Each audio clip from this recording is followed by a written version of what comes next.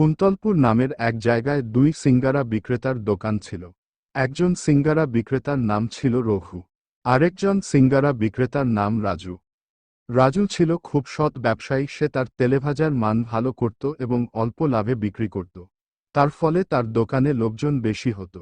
কিন্তু রঘু ছিল একজন লোভী ব্যবসায়ী। তার তেলেভাজার মান খুব খারাপ ছিল। সে বেশি লাভ করার আশায় থাকত, তাই তার দোকানে বেশি লোকজন হতো না। সত্যি রাজু, তোমার দোকানে তেলে ভাজার স্বাদ অসাধারণ। তোমার মতো তেলে ভাজা কেউ বানাতে পারবে না। সবই আপনাদের দোয়ায়। আপনারা আমার দোকানে আসেন বলে আমার ব্যবসা চলছে। রাজুর ব্যবহার ছিল অত্যন্ত ভালো। সে ক্রেতাদের সাথে খুব ভালো ব্যবহার করত। অন্যদিকে রঘু তার ক্রেতাদের সাথে অত্যন্ত দুর্ব্যবহার করত। তার ফলে তার সমস্ত ক্রেতা তার দোকান ছেড়ে চলে যেত। আজকে আমাদের আবারও সব তেলেভাজা বিক্রি হয়ে গেছে। আমাদেরকে কাল থেকে আরও তেলেভাজা করতে হবে। অন্যদিকে রঘুর তেলেভাজা বিক্রি হয় না। সে তার চাকরকে বলে, আমাদের তেলেভাজা বিক্রি হচ্ছে না, কিন্তু ওই রাজুর তেলেভাজা সব বিক্রি হয়ে যাচ্ছে। আমাদের কি কিছু করতে হবে যাতে রাজুর তেলেভাজা না বিক্রি না হয়? মালিক, আমার কাছে একটা বুদ্ধি আছে। রাজু যখন দোকান ছেড়ে যাবে, তখন আমরা ওর তেলেভাজা তরকারিতে কিছু মিশিয়ে দেব।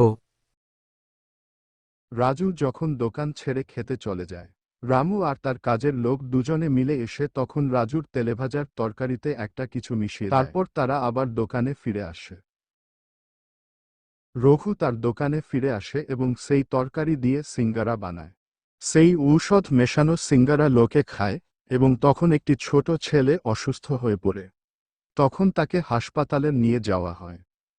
কিন্তু লোকজন রাজুর প্রতি খুব রেগে যায় এবং তাকে মারধর করতে লাগে। এবং তখন পুলিশ আসে এবং রাজুর দোকান বন্ধ করে তাকে নিয়ে চলে যায়। পুলিশ তাকে ছেড়ে দিলে সে মনের দুঃখে একটি নদীর ধারে পাথরে বসে কাঁদতে থাকে। তাকে কাঁদতে দেখে একটি পরী তার দিকে আসে এবং তাকে কি হয়েছে তা জিজ্ঞাসা করে। রাজু পরীকে সব কথা বলে, তার সাথে কি কি ঘটেছে। পরী তার জাদুর সাহায্যে সবকিছু বুঝতে পারি রাজুর সাথে কে এই ঘটনা ঘটিয়েছে। পরী রাজুকে বলে, আমি আমার জাদু শক্তির মাধ্যমে বুঝতে পেরেছি যে তোমার পাশের দোকানের রামু এই ঘটনা ঘটিয়েছে। তুমি চিন্তা করো না, তুমি ফিরে যাও এবং তোমার দোকান আবার চালু করো। আমি ওই রাজুকে শাস্তি দেব। পরীর কথা শুনে সে চলে যায়।